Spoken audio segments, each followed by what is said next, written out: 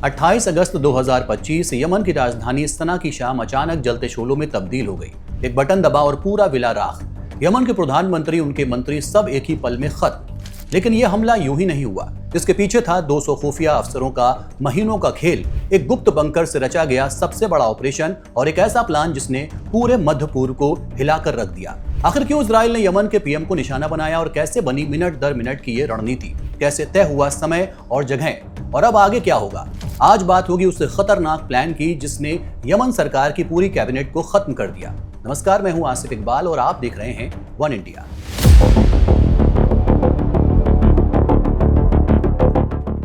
28 अगस्त को हुए Israeli air strike ने यमन की राजधानी सना में हूती लड़ाकों को गुस्से से भर दिया है। इस हमले में हूती सरकार के प्रधानमंत्री अहमद अल रहावी समेत कई वरिष्ठ मंत्री और शीर्ष अधिकारी मारे गए।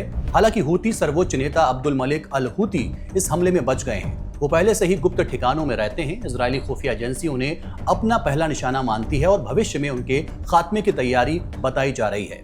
हूती लड़ाकों ने इजराइल के खिलाफ जंग का ऐलान कर दिया है। हमले के बाद हूती विद्रोहियों ने लाल सागर में एक जहाज पर ड्रोन और मिसाइल से हमला करने का दावा किया है। रविवार को उन्होंने सऊदी अरब के बंदरगाह यानबू के पास इजराइल के एक टैंकर पर भी हमले की जिम्मेदारी ली।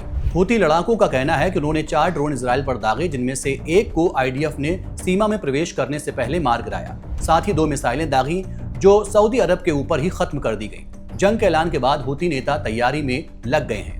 सऊदी अखबार अशरक अल अवसत की रिपोर्ट के मुताबिक कई वरिष्ठ हूती नेता राजधानी छोड़कर उत्तरी यमन के ग्रामीण इलाकों में सुरक्षित पहुंच चुके हैं और अपने परिवारों को सुरक्षित ठिकानों पर भेज दिया है। साथ ही फरमान जारी किया गया है कि वो सरकारी इमारतों में ना जाएं और सार्वजनिक जगहों पर इकट्ठा ना हों, क्योंकि इजरायली कभी भी कहीं भी बम बरसा सकते हैं। वहीं इजराइल का कहना है कि हूती नेताओं की बची खुची टीम पूरी तरह भ्रम और दहशत में है। इजराइल का दावा है कि हूती नेता भाग रहे हैं।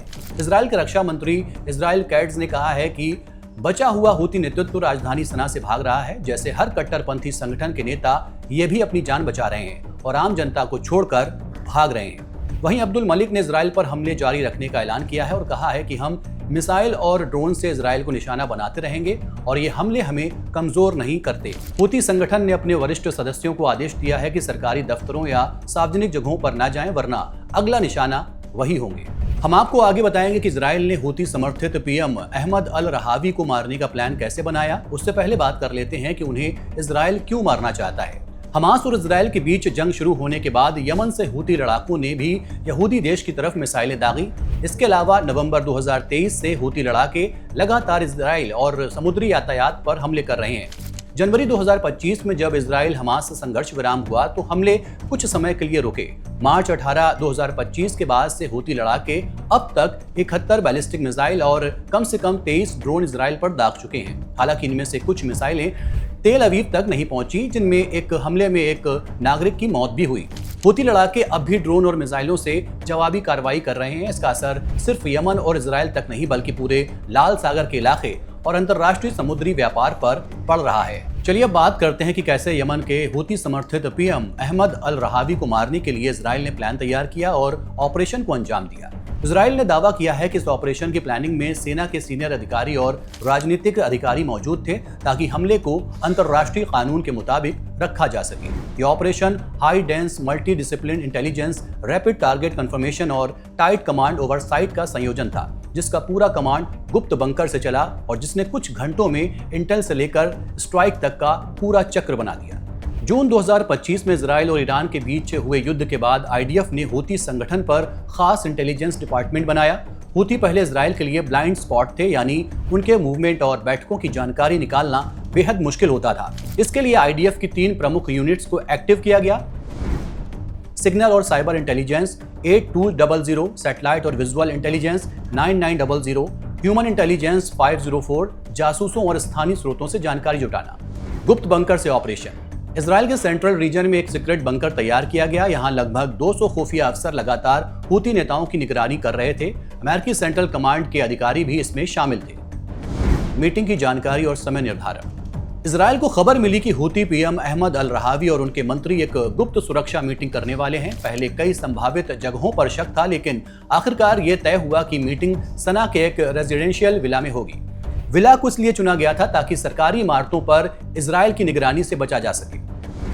ऑपरेशन की मंजूरी। जैसे ही समय और लोकेशन कंफर्म हुई, रिपोर्ट सीधा IDF chief of staff lieutenant general Eyal Zamir के पास पहुंची। इसके बाद ऑपरेशन को राजनीतिक स्तर पर मंजूरी दी गई। मंजूरी मिलते ही एयर स्ट्राइक के लिए लड़ाकू विमानों और ड्रोन की तैनाती कर दी गई। एयर स्ट्राइक का निष्पादन 28 अगस्त 2025 की शाम को सटीक समय पर इजरायली एयरफोर्स ने विला को टारगेट किया। यह हमला इतना सटीक था कि अंदर मौजूद 20 से ज्यादा वरिष्ठ नेता, मंत्री, गार्ड और ड्राइवर मारे गए। हूती पीएम अहमद अल रहावी और उनके साथ 9 मंत्री उसी वक्त खत्म हो गए। एक गुप्त बंकर से चला ऑपरेशन कुछ ही मिनटों में पूरा हुआ। एक एयर स्ट्राइक ने यमन की सियासत हिला दी, लेकिन कहानी यहीं खत्म नहीं होती। हूती लड़ाके अब और हमलों का ऐलान कर रहे हैं। इजराइल कह रहा है अगला निशाना भी तय है। आगे क्या होगा, कौन करेगा अगली चाल? युद्ध का मैदान अब यमन से लेकर लाल सागर तक फैल चुका है और पूरी दुनिया सांस रोके देख रही है। फिलहाल के लिए इतना ही। देखते रहिए one India. Subscribe to One India and never miss an update. Download the One India app now.